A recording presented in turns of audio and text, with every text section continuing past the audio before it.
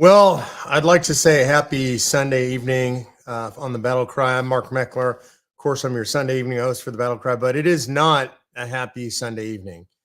And I'm coming to you with a special BattleCry to talk about something that we should never, ever, ever have to talk about in American politics. Thank God it was just an attempted assassination of former President Trump. This is unbelievable that we've reached this level of politics in the United States of America. We've seen it before, and I'm not surprised we're seeing it right now, but it is a very bad thing and a very sad day for our country. Yesterday, of course, in Bethel, Pennsylvania, there was an attempt on President Trump's life, and praise God, he was slightly injured, took a bullet through his ear, grazed his ear. We haven't seen the actual extent of that. Some initial pictures don't look great, but obviously just a flesh wound. Uh, Man, it's just bad stuff. It was apparently a lone gunman who was killed after he attempted to kill President Trump. But I can't do this and I can't talk about this without first talking about the other victims there. You know, when you have an attempted assassination of a president, it's such a big news story. It's such an incredible, unbelievable, stunning story that the other victims tend to get overlooked. And I want to make sure that we don't do that here on the Battle Cry. There are apparently a couple of other hospitalized victims. We don't know much about them. And so I can't talk about them specifically other than to say, may God bless and watch over them and protect them. And what a tragedy to go to an event like this. Think you're just going to have a great day out with your family or friends and watch President Trump, a historic figure, a very positive figure, a day of camaraderie and fellowship, and to come away injured by a gunman is unbelievable. And unfortunately, we had one fatality at the event, and I want to focus a little bit on that before we go into exactly everything else that happened. There was a father, husband, firefighter by the name of Corey Comperatore, and apparently Corey died as he lived, which was a hero. He was a professional firefighter, apparently had been a fire captain. He was at the event with his wife and his daughter. He's described as a dad, daughter dad, girl dad. I know that feeling, having a daughter myself who is a young grown woman, now pregnant with my first grandchild. So I looked at pictures of Corey and looked like a vibrant guy. They had pictures of him on his 50th birthday, fit, happy, goes to this event with his wife and daughter, starts to hear gunshots, pushes them to the ground to cover their bodies with his own body, and gives his life. And apparently took a single shot to the head, killed him immediately. There was a ER doc on the scene that happened to be right there, went over, tried to stop the bleeding, tried to do CPR to keep him alive, but it was too late. He was gone. And it's just an unimaginable tragedy. I mean, try to imagine yourself going to a political rally, any kind of a public event like that. You've got your wife, your daughter there with you. The mood is completely celebratory. You're surrounded by people who love their country, who are excited to be there. I've been to these Trump rallies. I mean, the feeling of camaraderie and excitement, it's just palpable. It's incredible. And you feel like the people that you're around are your friends and your compatriots in the fight for liberty. And it's just an incredibly positive feeling to have something like that turn so dark. It's unimaginable. And you try to imagine yourself being this brave Corey Comperatore's daughter or wife. One moment there in joy and excitement with your dad and your husband. The next moment, he gives his life for you. And it's a tragedy that's literally unimaginable. If you've not been through it, I know I can't imagine it. Very few people can. And it's not just our hearts and our prayers go out to them. Our hearts bleed for them. And I hope that in all of this, you'll take the time to go out and look for the GoFundMe for the victims of this. Maybe producer G can find it and put it up on the screen. But this is a man who exemplifies everything that's great about America, a man who lived his life as a first responder, who was willing to put his life on the line for other human beings, not even his family, people that he might run into a burning building to save, people whose lives saved from automobile crashes or otherwise. And when the chips were down, when the shots were fired, when incoming was actually happening in real life, is not a trained soldier, not a trained police officer. He knew what to do in that moment, and he did what every man should do, which is he took care of his family, pushed them to the ground. He threw his body in the line of fire, and he took the shot instead of them. And that is true, undeniable, extraordinary, beautiful American heroism. And so when we talk about this story, I think it's really important that we remember the victims. Like I said, we don't know who the other two victims are. It hasn't been released publicly, but we do know that Corey Comperatore, firefighter, father, husband, gave his life to save his family yesterday. And we should give him the honor that he's due. Knowing President Trump, I expect there will be great honors for Comperatore and his family. They can never replace their father, but we can do him the honor he deserves. And everybody can note this on their social media. You can talk to your friends about it. You can go to the GoFundMe and you can make a donation because, frankly, he deserves it. And so, like I said, Producer G, if he can find that, he will put that up in the comments, hopefully repeatedly, so that we can make sure that we do this man the honor he deserves. All right. That's hard stuff, but we always face the hard stuff head on because we too are God-fearing, America-loving Americans. So we're going to start with that. Now what I want to do, because maybe some of you hadn't had a chance to see the tape yet, and I think in order to set this thing up properly, you have to see the tape. You have to watch what happens. As we roll the tape, what I want you to know, this is about 6 or 7 minutes into President Trump's speech.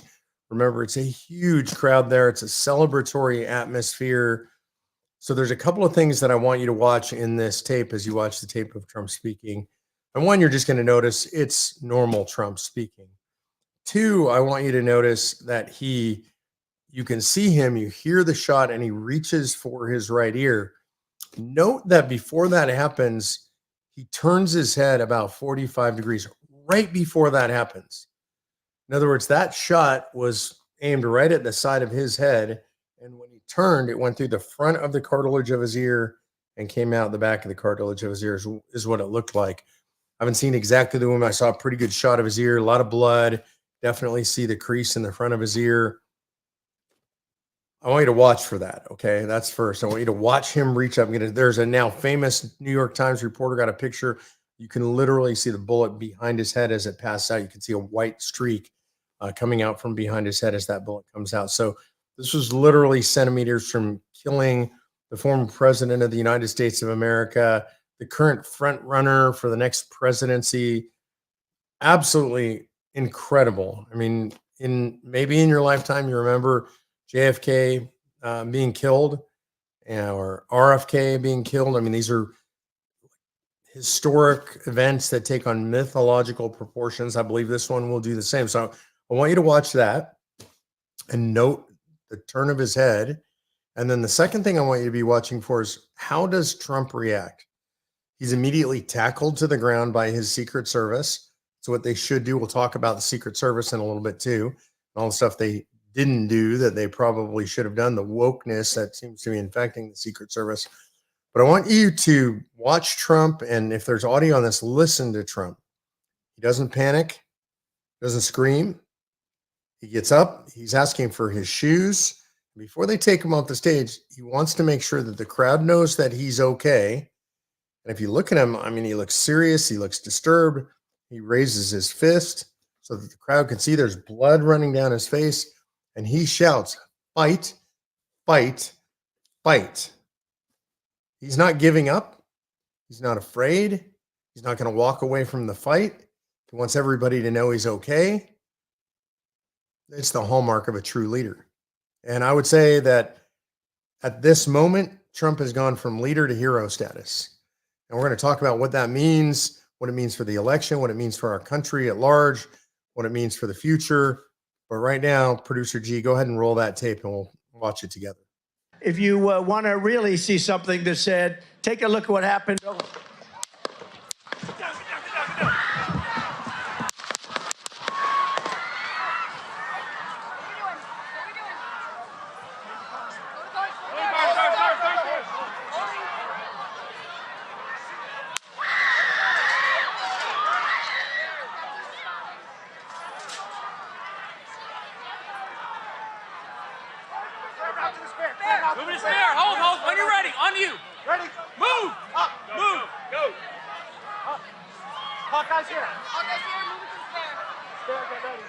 We ready? Are we good? Shooters down. Are we good to move? We're Let's clear. move. Let's move. We're clear.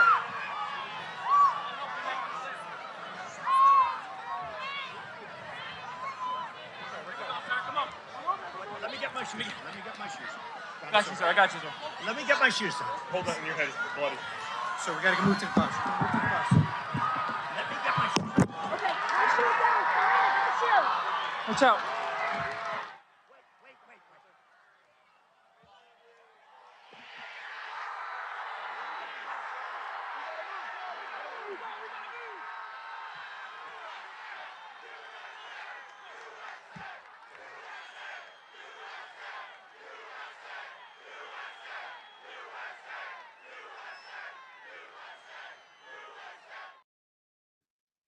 I mean, this is an absolutely incredible thing. I don't know about you, that all of that is seared into my mind.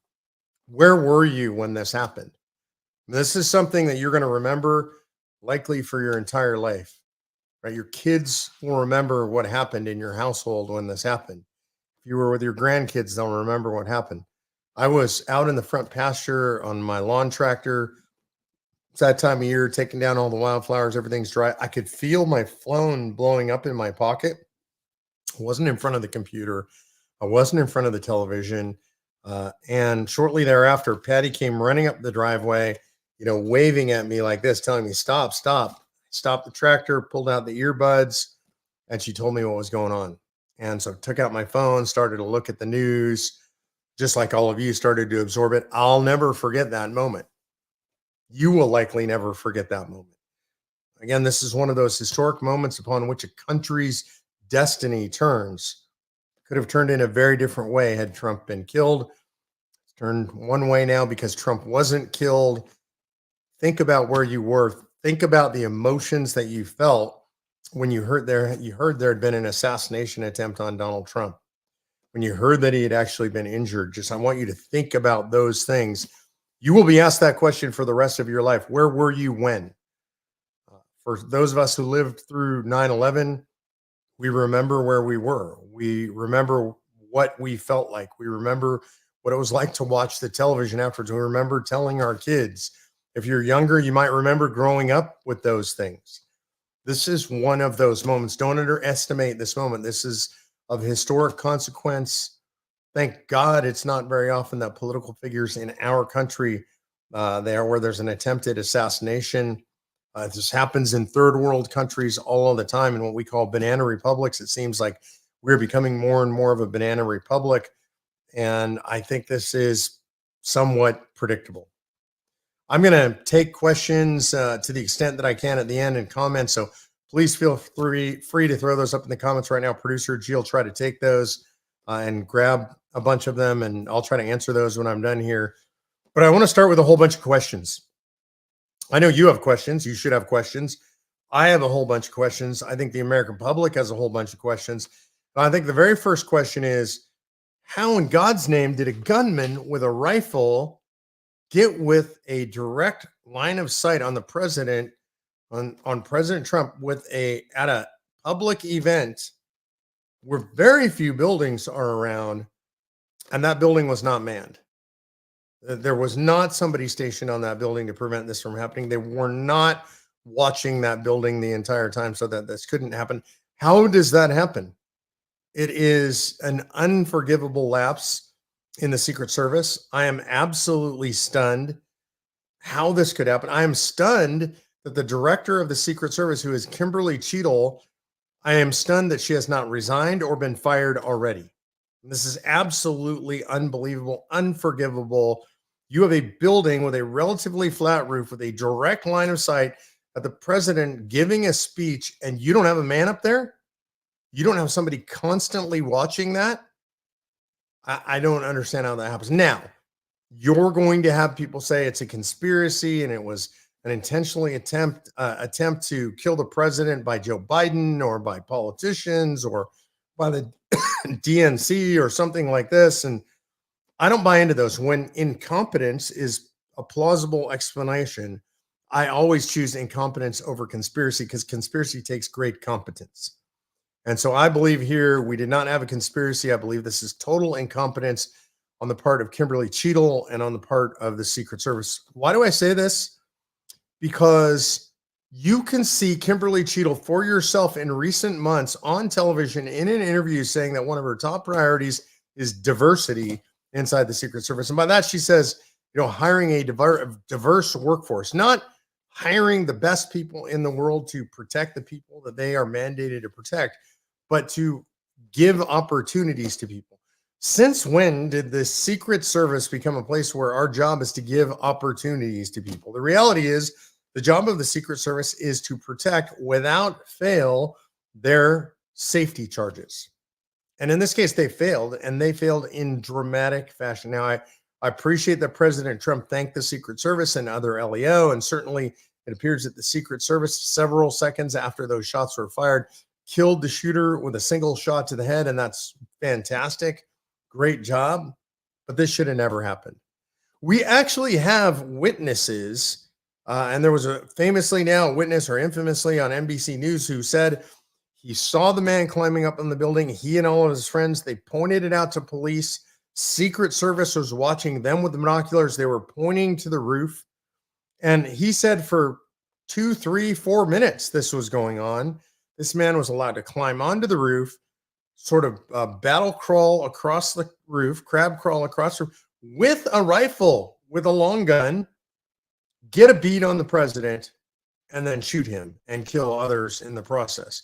How does that happen? It happens because you have a Secret Service that has gone completely woke, that is focused on wokeifying the Secret Service, on DEIing the Secret Service, on ESGing the Secret Service, on all these acronyms, but not on providing the best protection to the people that they're supposed to keep safe. This is absolutely outrageous. It is offensive that Kimberly Cheadle is still the director of the Secret Service. Now, I have to say, I looked at her resume. It's not that she seemed unqualified. I've heard Dan Bongino say she was very political, was not qualified, but by her record, she was a very qualified Secret Service agent. People are saying that she shouldn't have been there because she worked for, was it Fritos or some food service company, securing their plants around the country. But before that, she had been an assistant director, securing personnel for the Secret Service for a very long time. And so it seems on paper she was qualified. Maybe they had to have a woman in charge of the Secret Service, and that was the deal. Apparently, she's the second woman in charge of the Secret Service. All I know, absolute, complete, and total abysmal failure by the Secret Service. They failed to secure the premises. They failed to neutralize the threat before it he ended up taking shots at the president and killing others. This is an abysmal failure by the Secret Service. If you want to see a physical example of the failure of service by the Secret Service, look at that. We just watched those images of Secret Service agents surrounding the president. A Secret Service agent is required to put their body into the line of fire, right? To literally stand in between the president and any potential line of fire and take a bullet. That's what they're required to do. That's part of the requirements of the job. And what you saw when you saw the president surrounded is you could very clearly see his face, an open line of fire to the president's head when he was surrounded by Secret Service. Why is that? Because one of the Secret Service agents was a woman. Let's just say it like it is. She was too short to adequately protect the president. She's not physically, structurally able to protect the president of the United States. I can't say whether in her training and her performance, she's a good Secret Service agent. I can tell you that she is physically not qualified to defend a large man like President Trump, because you could see his face. You could see his head clearly. We have the images. We have the video, because she's too short to protect a male of his stature. So what is that? That's DEI, diversity, equity, inclusion. That's the dumbing down, the non-meritorious hiring and promotion of people to be in the Secret Service at the very highest level of detail to protect a former president, the presumptive nominee of the Republican Party, right? The leading candidate for president in the United States of America now. And she is on that detail. And I don't know who she is, but she's entirely unqualified. You need a tall, large man if you want to create a blocking target in front of President Trump. That's just a fact. It's not being sexist. It's not misogynist. That's just the physical reality of it. And we need to start recognizing as a society, certainly at the institutional level, the physical requirements for a job and stop DEIing all this garbage, because it almost got President Trump killed. And that woman should not be anywhere near President Trump, and no short agent, no small agent. It's a requirement of the job. President Trump is a big dude, and they got to have big people who are able to stand in front of him. Speaking of the females who were guarding him, there's more footage later on of them rushing him in to his car for the motorcade, what they call the Beast. And you can see one of the agents, a Secret Service agent, who is simply incapable of reholstering her firearm. And you can watch her repeatedly. She just can't get her firearm into her holster. Now, I got to say, if I was in that situation, I'd watch the president under fire. The adrenaline's flowing. Things are going crazy. I might have problems reholstering my firearm. I mean, it's crazy. It sounds crazy. I've heard of this a lot with people. You're shaky. The blood's pumping. However, when you are a Secret Service professional, that should never happen. It shows that your training is not adequate or you are not suited for the job one way or the other. Again, it shows more woke DEI garbage. You've got this female who cannot handle her job. I'm just going to say it bluntly and boldly, especially in regard to protecting big male charges. There should be no female Secret Service agents. And generally, I'm going to say that. I think you should have large, strong men protecting people who need Secret Service protection. And we're going to have to revisit this. I know people aren't going to like it. They're going to, oh, females can be great officers. Hey, don't get me wrong, by the way. I think I could say this openly and fairly. My mom was a cop. My mom served on the Los Angeles Police Department. My mom served on a police department in Northern California, a sheriff's department in Northern California. My mom worked in the jail as a jailer. But there were certain things physically that she wasn't able to do, and she needed male backup. It's just the way it is. And I just don't believe we should have male Secret Service agents. They're not suited for the job. So I know, again, people are going to be mad at me about this. It's okay. I'll take the heat. What's going on in Secret Service? We know it's become woke. It's become DEI-ized, and that has got to change, and it's got to change now. Will Biden change it? Unlikely. If he did, Kimberly Cheadle wouldn't be there anymore. He would have come out and said, she stepped away and so is taking over. But I mean, we know Joe Biden doesn't fire anybody. He didn't fire anybody who was responsible for the disastrous pullout of Afghanistan that killed 13 people. Why would he pull anybody out here? Why would he fire anybody here? You need a decisive leader, not a demented leader. And it's going to take President Trump, who I believe now for sure will be the next president, to clean up this agency. I want to talk next about, and there's so much to talk about here. This is really, it's hard to know where to go next. So we saw the whole video. We saw physically what happened. We saw Trump take a bullet through the ear. I want to talk about why this happened. Is it predictable? Is this something that you could see coming? Of course it is. People like me, probably you, have been saying it now for a long time. If you keep calling somebody Hitler, if you say somebody is an existential threat to democracy, if you say the United States of America will no longer exist, if you say he will set up concentration camps, which is, we're hearing the media say this, we're hearing President Biden say this stuff. If you say he will be a dictator, if you say all of those things over and over, not one time, not 10 times, not 100 times, but thousands of times, and you're saying to the same people over and over in your base, eventually you have to expect violence. If someone really is the equivalent to Hitler, the New Republic just had a magazine cover this week demonstrating or putting a picture of Trump as Hitler. Trump with Hitler's haircut, Trump with a Hitler mustache, says fascism is coming to America. What does it look like? They did a whole article on this. What do you expect is going to happen? The rhetoric is unending. It's unbending. It's hyperbole. It's over the top. Look, we've had Trump as president. Hint, he wasn't Hitler. And so this idea of Trump as Hitler, Trump as dictator, Trump as fascist, eventually somebody's going to react. Really important to remember, Dietrich Bonhoeffer, a pastor, was part of a plot called Flight of the Valkyrie in the movie or the book to kill Hitler. So if a pastor like Dietrich Bonhoeffer, a great modern theologian, incredible book. If you've never read Bonhoeffer's life story by Eric Metaxas, I highly recommend it. But if he was willing to kill Hitler, how would we expect that somebody isn't going to be willing to kill Donald Trump? By the way, I've seen a lot online since the attempted assassination, people on the left who should know better, who do know better, who should be rational, saying things like they're sorry that the guy was 2 inches off or an inch off, that too bad his aim wasn't better, that they wish that Trump had been killed. I mean, this is crazy stuff. This is completely out of control stuff, but it's entirely predictable when the rhetoric of the left essentially calls Trump Hitler. Not essentially, actually does. And they, by the way, call you and me Nazis. And the left has been encouraging this stuff for a long time, certainly at least as far back as 2020.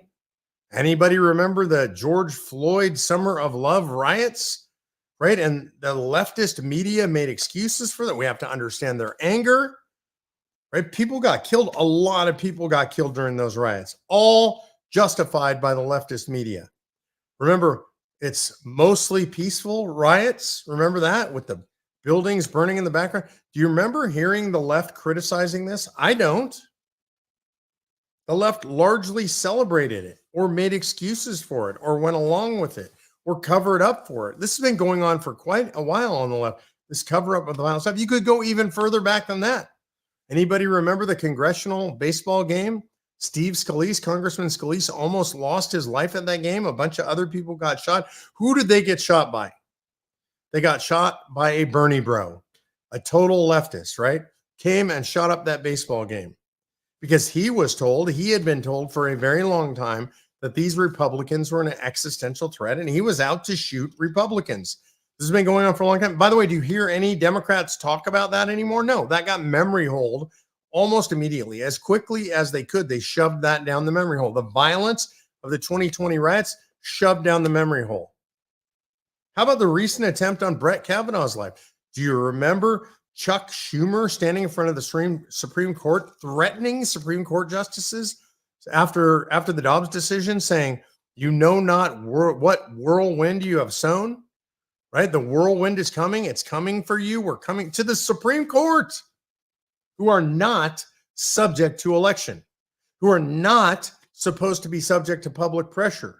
And what happened out of it? Entirely predictable. A guy shows up with guns and tape and rope, and his intent is to kill Brett Kavanaugh so that decision, after it's been leaked, cannot actually be signed and released. Leftist violence. It's not right-wing violence. Ooh, January 6th, the worst thing ever to happen in all of American history, where not one person showed up with a weapon. Not one person. No weapons. Insurrection, my you know what. Right? Did it get out of hand? Did some people do bad stuff? Absolutely. Insurrection? No, absolutely not. These people, these leftists in America, these Democrats are fomenting real, honest to God political violence that is resulting in actual political violence. Remember Rand Paul's neighbor? Another thing that's been memory hold.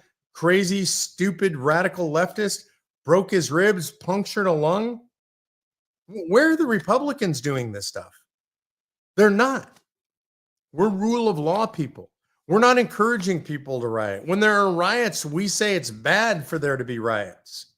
When there's violence, we say it's bad for there to be violence. We don't justify and say, oh, well, people are justifiably angry. Right? That's not how the right behaves, but that is how the left behaves. It's how the left has always behaved. That is inherent in leftism. Marxism, which is where all of this comes from, always ends in political violence.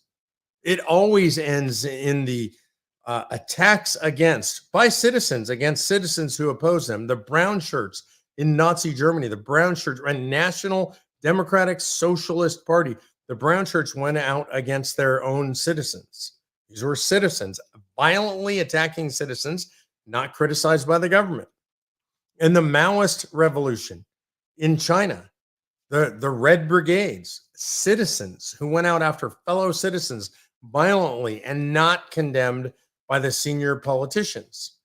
Same thing is happening in this country. Marxism, leftism always ends in political violence. It's entirely predictable. It's in its very nature.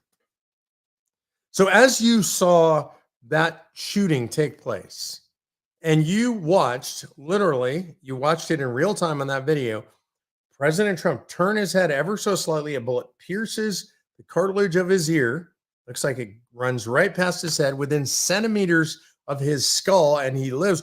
What did you just witness? In my opinion, what you just witnessed was literally a miracle. Literally, in my opinion, God intervened in that moment and protected Donald Trump. I have no other explanation for that. You could say it's just luck, a coincidence. I don't believe in any of that. That was unbelievable that he ended up alive after that. A grave tragedy that Corey, that father, that firefighter died, but unbelievable that President Trump lived. I think you have witnessed a miracle. And I have to say with Trump, if you look at what's happened to him since he left office, a series of miracles. Who could stand against this? I don't believe that anybody could stand against this without God on their side. And I'm not saying President Trump is a godly man, by the way. Lots to be desired in his moral character. But if you watched what he has done, all the trials thrown at him, all the spurious charges thrown at him, all the attempts to throw him in jail thrown at him, he's still standing. He's not in jail. And praise God, after last night, he's alive, because that is truly amazing.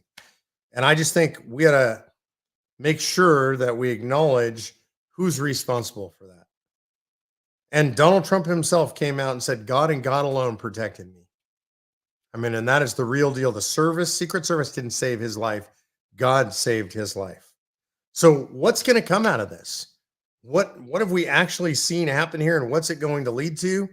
I think the results are now Trump wins the election in a landslide. Let's remember that Ronald Reagan, after the assassination attempt on his life, won 49 of 50 states. He didn't win Minnesota. Mondale won Minnesota. I know people who say that was a cheat, that really Reagan won Minnesota. But in this case, ultimately ended up with 49 of 50 states. I think something similar is going to happen with Trump. Why do I say that?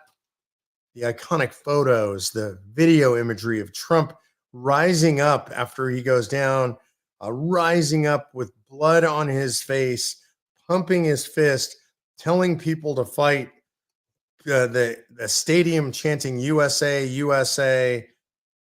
Man, how do you campaign against that? He refused to leave the stage. He could have cowered, he could have hidden, he could have been covered by the Secret Service, and instead, defiant, fight, fight, fight. I've seen people online on X today saying, I don't like the guy. I've never liked the guy. But at this point, I feel compelled. Somebody I saw said, I feel compelled to run through walls for him. I mean, it's absolutely incredible stuff.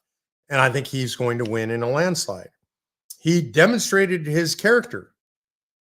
I know some people aren't going to like that. I'm going to say this. He's a hero. That was heroic behavior. How would you respond? It's hard to say. We've never been in that situation. I've never had somebody shooting at me. I've never been hit by a bullet. To stand, you don't know all the shooters are gone. They said shoot her down. How do you know if there's 2, 3, 4, 5 shooters? You have no idea. To stand up and expose yourself and say fight, fight, fight, show the crowd, hold your fist high, blood running down your face. Those are the things of mythology, right? This will rise in the level of American political consciousness. Look at that photo. I mean, that is an unbelievable, iconic, historic photo. That photo will go down in all of American history. Fist raised high, the American flag blowing in the background, the blood streaming across his face. He's a hero and a leader. That's what a leader does.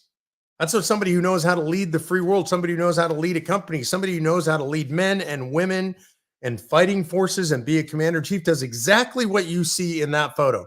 That is a leader. It's the exact opposite of Joe Biden. Joe Biden cowering in his basement. Joe Biden, who takes 2 hours to make a statement about this. I don't know. Maybe he was taking his nap. Who knows? Joe Biden, who can't bring himself to call this an assassination attempt. The contrast is absolutely unbelievable. So, are they going to replace Joe Biden? Not now. Not now. That game is over. This incident ended that game permanently. Why do I say that? Who wants to go up against a hero? Look, Trump was a formidable candidate no matter what. In the lead, in every poll, against every contender, Donald Trump was winning. Now, are you kidding me? Gavin Newsom want to step into that fight against that guy?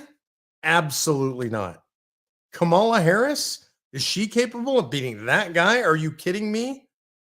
The cackling witch that she is? Who else? Gretchen Whitmer? Step into the ring against that guy? Look, I think all of them are smart enough to look at the situation on the ground right now and say, no way.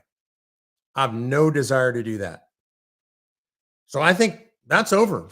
Biden's the nominee. And frankly, at this point, I think they all think good riddance. He's the sacrificial lamb because none of them want to face off against Donald Trump right now. So here we are today, Sunday. The reports about Trump today. What's he do today? Does he cocoon in his residence? He maybe goes to Mar-a-Lago and hides out? No, he's in Bedford, New Jersey at his golf course. And he goes out and golfs 18 holes. Somebody just tried to kill him, blew a chunk of his ear off, and he's out on the golf course. Not only is he on the golf course, but he's out there entertaining the staff. He's letting them follow him around on the golf course. He's joking around and just playing with them. And apparently somebody reported that he made a difficult 20-foot putt with a 2-foot drop on it. And after he sunk the putt, he said, unlike the shooter, I don't miss.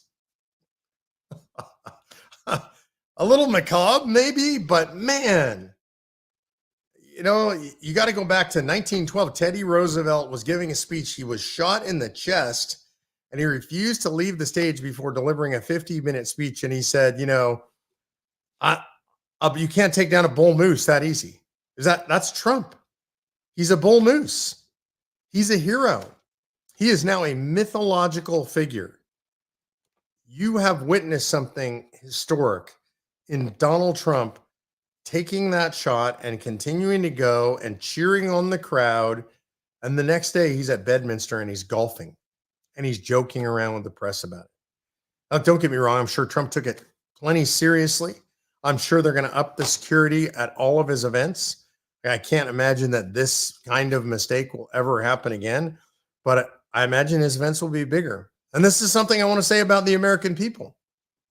Would you today, knowing what you know, knowing what you saw yesterday, go to a Trump rally? Absolutely, I would go. I would go now more than before. And I've gone before, but I would go now for sure. Aren't you afraid to go to a Trump rally? But that's not in the nature of the American people. I think lots of people who might not have even gone before would go. I'm seeing on social media people saying that they would crawl through broken glass to support the guy, that people who didn't like him before are willing to support the guy now because they watched his character literally under fire and they crave that kind of leadership. They crave that kind of clarity.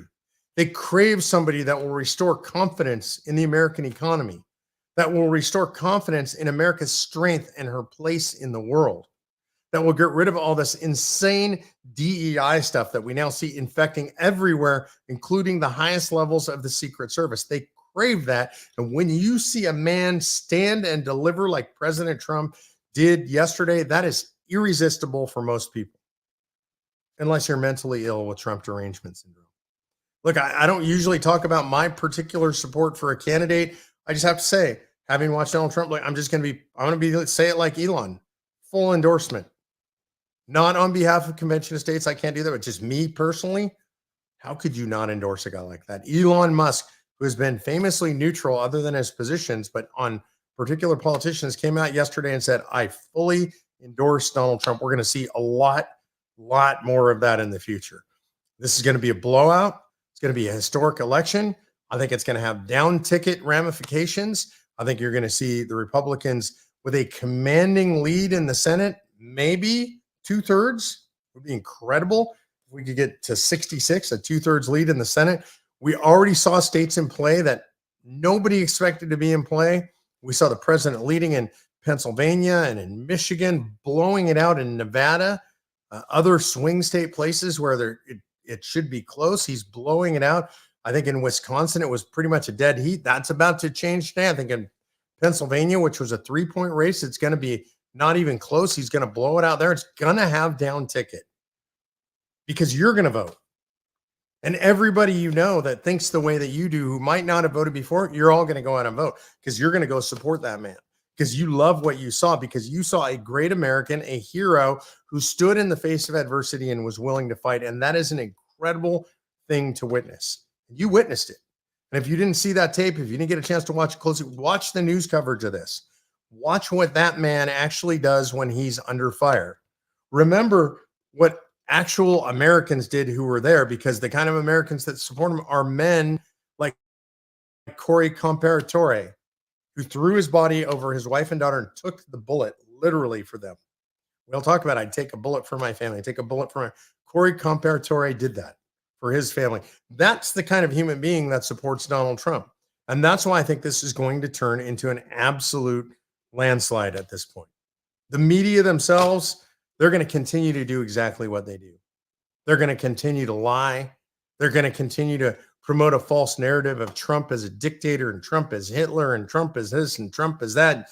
You and me as Nazis. They're all in on this stuff. They'll never change. Don't be frustrated by that. Just understand that's the way it is. You get out there and vote. You get out there and support the down ticket candidates that you know are going to restore America to her place in the world. How does this tie in with Convention of States? You know, I'm always asked that when I'm talking about stuff like this. And the answer is we don't want that much power in DC. We don't want presidents to matter as much as presidents do. Right now, presidents matter a lot. The Supreme Court matters a lot. You and I are tasked with the monumental job of taking power away from Washington, D.C. and giving it back to the people. In and of itself, by the way, that crushes the leftist experiment, that crushes the leftists in Washington, D.C. that want to impose their ways on all of us. Okay, it won't fix California. It won't fix New Jersey or New York or places that lean more leftist. But it creates safe havens all over the country by taking the power away from Washington, D.C., by taking the power away from the real tyrants in Washington, D.C. who love lording over us and giving it back to the people in the states. And I need your help to do that. We witness events like this, and every time you witness a bad national political event, it should make you double down in your support for Convention of States. You can go do that by going to conventionofstates.com, signing the petition, and getting involved today. Now, we got a bunch of comments, and I know that Mr. G's been grabbing them, putting them in my Slack so that I can read some of them and hopefully respond to some of them before we close it out tonight. I know we're going long. Apologize for that, but it's been a heck of a night. All right. Garrett says, from Andrea Rowland, did you see what looked like to be a bullet hole in his shoulder or breast pocket? Yeah, I saw that, Andrea. I also saw that debunked. It was just a fold of his suit and a shadow. That was not actually a bullet hole. Let's see. Next is Jesse Johnson is over $3 million raised in 24 hours for the Comperatore family. Man, God bless every person who gave $1, because that's what we should do. And Corey should not be forgotten. And man, they should build a monument to that guy.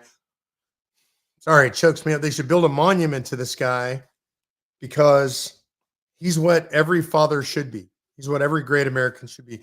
He was willing to take the bullet when the moment came, and he likely did it without thinking a thing. So God bless all of you. If you've given money, if you haven't, Producer G put it up on the screen. You can give money to those folks.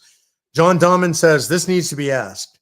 Who gives the permission to neutralize, and how long did it take for permission to neutralize to be received after a target was identified? John, this is a really important question I didn't raise earlier. You know that they apparently have a standing policy in the Secret Service. They don't shoot until somebody shoots at the president. And this is outrageous. It's ridiculous. It's the kind of hand tying that we did to our forces in Iraq and in Afghanistan. We require them to take incoming fire first, and that's outrageous. You're guarding the president of the United States of America. If you see a threat, you should be authorized to kill that threat. And we'll deal with the mistakes later if there's a mistake, right? I don't want there to be mistakes. But what we saw is this guy was allowed to shoot at the president. They had a beat on him. He was allowed to shoot at the president because they have this policy. That's what I understand. This policy has got to go. Kane asks, are we sure it was just one shooter? Right now, it appears just one shooter, Kane. I haven't seen any evidence that there was more than one shooter. Nellcat1 says, hello, Mark. Good to see you again. We did witness a miracle. See you tomorrow for my first biblical leadership class for the first time. Again, we are having a biblical citizenship class. If you guys are interested, we're going to teach people how to be citizens in a biblical way in modern America. Producer G's got that up on the screen, patriotacademy.com/COS. Please join us. We expect to see thousands of people from all over the country. It'll be me, Rick Green, generally teaching the class. Tomorrow we have Kirk Cameron joining us. Really exciting, our good friend Kirk Cameron. So join us tomorrow. That's at 8 p.m. Eastern, July 15th. You can register at patriotacademy.com/COS. All right. Lady Ellen says, Mark, who is actually protecting the U.S. citizens?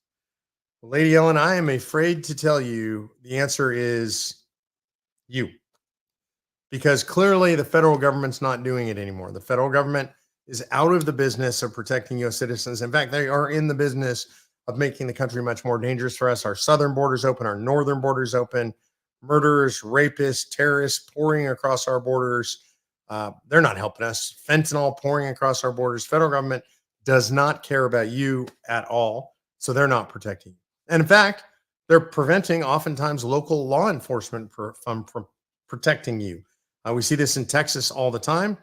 We know that the federal government has sued the states to stop the states like Texas from enforcing their own border, from arresting people who come across the border illegally who might want to do you harm. So it's on you. And in fact, we know local law enforcement is not protecting you anymore. Because of Democrats, they've been defunded or their funding's been decreased all over the country. They've been hamstrung because they've been so hated on by the left for so long, they're afraid to even do their jobs. They can't hire enough cops. Police departments are down. And if you're out in the field and you're a cop and you're in a situation where you're forced to pull your gun on somebody, you know darn well that if you use that gun, all heck is going to rain down on you. You're going to be sued. You're going to be persecuted, maybe prosecuted. You might even go to prison. You may be like Derek Chauvin, who is rotting in prison right now for the murder of George Floyd, a drug-addicted thug who was on drugs at the time of his altercation, who would not be dead if he was not on that drugs, who was carrying lethal amounts of fentanyl in his body that caused his death, and Derek Chauvin is in prison. And so your local law enforcement, they're not incentivized to protect you anymore. So the answer to who is protecting the American people right now, it's you. If you're not armed and you're in a place where you're allowed to be armed, and that's pretty much everywhere, you can get armed to some extent, be armed, be trained. Be prepared to protect yourself and your family and your fellow citizens. Know the laws, know the safety protocols, be well trained, and be prepared to defend yourself because you're on your own out there nowadays. And last but not least, and maybe a couple more. This one is from Troy Dismuke. Contact Trump and have him push for a COS. Folks, that's up to you. Trump's not going to listen to me, but he might listen to millions of you. So reach out to Trump, reach out to the Trump campaign. Anytime you're at a rally, mention Convention of States, wear your gear, go to the rallies, go to every political event you can. If Trump's coming through your town, go to the town hall and mention COS to President Trump. Let's see if we can get him on board. Finally, Alex Gallimore says, and Alex, thanks for writing in again. I've seen your name many times before. State legislatures are the key to our country's survival. Look, this is the entire structure of our system of governance is a federalist structure. It was intended for state legislatures to be strong and for the federal government to be weak. That was the intent.